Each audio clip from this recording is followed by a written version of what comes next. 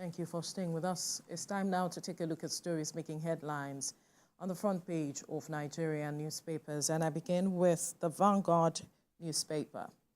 The major story here says, corporate Nigeria shuts down Lagos for Wigwe as Dangote, Edun, Kadosu, Sanwo-Olu, Adesina, Ike Umokwede, others pay tribute.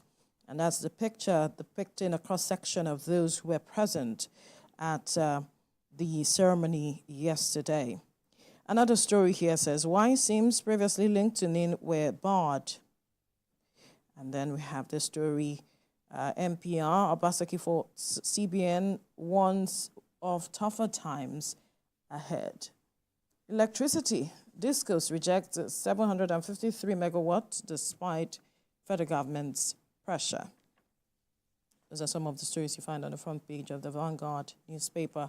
We'll move now to Nigeria News Direct. With Wigwe, nothing was impossible. Gallants of tributes as Edun, Abiodun, Kadosu, CIBN professionals hail Wigwe's fearless ambition. Dangote renames road in refinery complex after Wigwe. Lagos pledges to immortalize him. And then the pictures there also depicting those who were present at the ceremony, as well as, the event, Silverbird Man of the Year, and then another picture here. But at the top corner of the newspaper, federal government to commence public hearing on minimum wage. BVN NIN linkage Consumer Association calls for 3-month extension. Transcorp officially lists on NGX, headsmen kill soldier, others in Benue community. Today's Nigeria newspaper, the major story here, Oronsai report, fear grips federal civil servants over job loss as Labour proposes part-time for National Assembly members. FCT gets 9 permanent sec soon, says Wike. Dangote names road in refinery after Herbert Wigwe. FRSC declares nationwide war against overloading 9 trips. Warehouse looting criminal act, not hunger, says Minister of State Mahmood, as FCTA to establish police posts in storerooms. Some of the stories you find on the front page of this Nigeria newspaper. And to the Daily Independent now. Oronsai report execution, civil servants jittery over job loss. 12 died, 28 injured in Zaria-Kano Expressway road crash. As workers begin 7-day warning strike in Oyo. And NIN, Lagos activists seeks 10 billion naira damages from telcos NCC. Experts worry about looting occasioned by hardship list solutions. And NASU threatens strike over 4 months' salary arrears, gives 2 weeks ultimatum, accuses federal government of favoritism. Some stories you find there on the front page of the Daily Independent. To the Punch newspaper now. Food crisis. OPS ones have shut down as hoodlums loot more trucks. Building materials, spaghetti trucks attacked in Ogun, Kaduna, 15 arrested in Abuja. Federal government condemned warehouse looting. Kano to evacuate wares states to get free grains. And banks involved in 70% of financial crimes. EFCC is saying this. You find that story at the downstrip, page 36 of the Punch newspaper. And SCDC Tumpolo men raise under oil thieves hideout. And AFDB plans $2.7 billion budget agri loans for Nigeria. Those are some of the stories you find on the front page of the Punch newspaper. And quickly, still on the front page of the Punch newspaper, approach Zimbabwe for solution to inflation, Obasanjo is telling the federal government. Some stories you find there. And now to the Daily Times.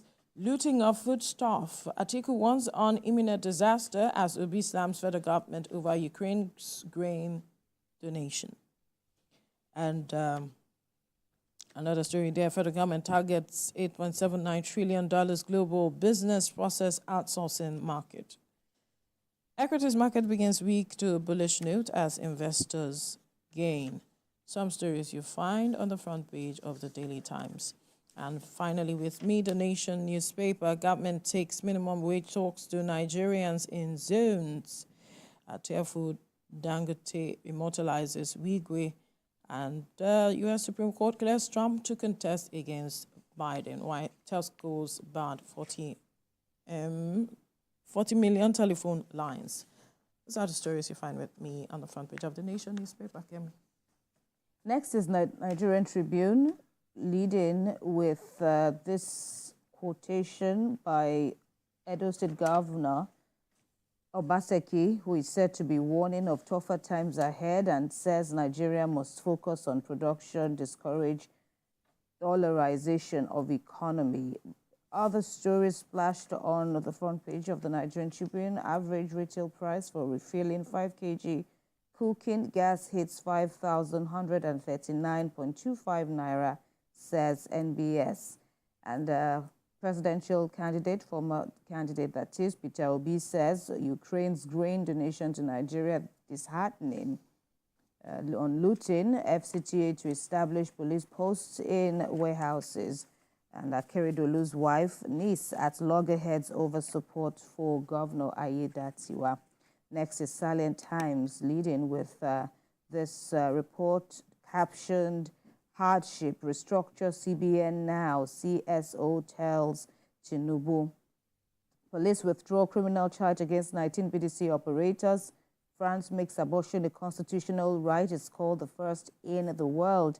And again, residents attack and loot a truck carrying food items in Day area of Abuja. Another story there on the front page of Silent Times. Nigeria still pays fuel subsidy, says Yuguda.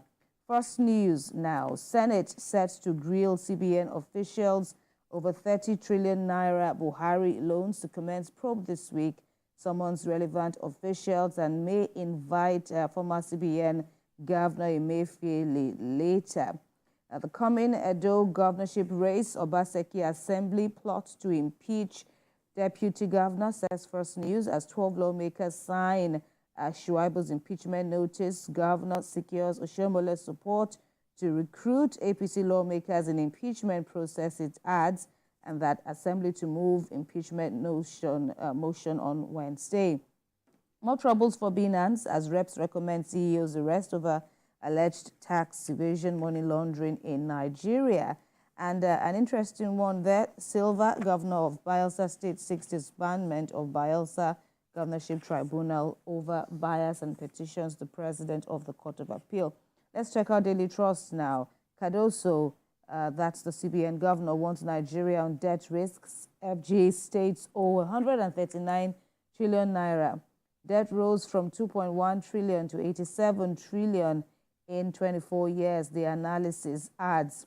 On another one here, healing, it says masquerades go to church with native doctor for Thanksgiving, concerning one from the World Health Organization, which says children starving to death in northern Gaza hospitals. All right. And then Business AM is next. Alarm bell set off as CBN goes aggressive in monetary tightening. Also, Nigeria insurance faces costs, FX, inflation threats amid opportunities. And still talking business day is next. Some stories here. Largest consumer firms lose 988 billion naira on weaker naira. On SIM, the SIM controversy, telcos risks 242 billion naira revenue on bad lines.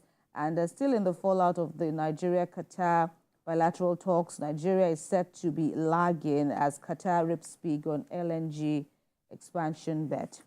New Telegraph says, constable recruitment, why Senate's resolution will give Kano 440 policemen, Bayelsa 80, Lagos 200. Recruitment board will follow federal character principle. That's according to a source, which adds that law favors state-based arrangement. On hardship, Obasanjo counsels youth against suicide. FG sets up public hearing on national minimum wage. And the Manufacturers Association of Nigeria threatens to halt nationwide movement of goods. Next is Platform Times. Leading with this report on IGP prohibiting POS machine usage in police stations nationwide. Angry workers disrupt convocation over unpaid 35,000 naira wage award. Falano calls for transparency on fuel subsidy payments, questions Tinubu's administrations.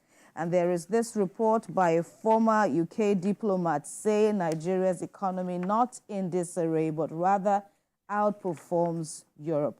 Finally is Blueprint. Children dying of hunger, dehydration in Gaza, says the WHO, as it adds that families are eating leaves on animal feed. That's according to the US, actually, and says women giving birth to malnourished babies without medical care. EFCC chairman is quoted as saying 70% financial crimes traceable to banks. Bad subscribers didn't get cleared, verified NIN, says the NCC insists information provided for NIN and SIM differ. All right, and as the Ramadan season beckons, MI of Kano urges traders to reduce prices of foodstuffs and others in the light of the usual phenomenon that prices are higher. Prices of food and essential commodities are higher during the Ramadan fast. Well, these are the stories from my end. All right, let's quickly look at this story on the front page of the Nation newspaper, the major story there, talking about government taking minimum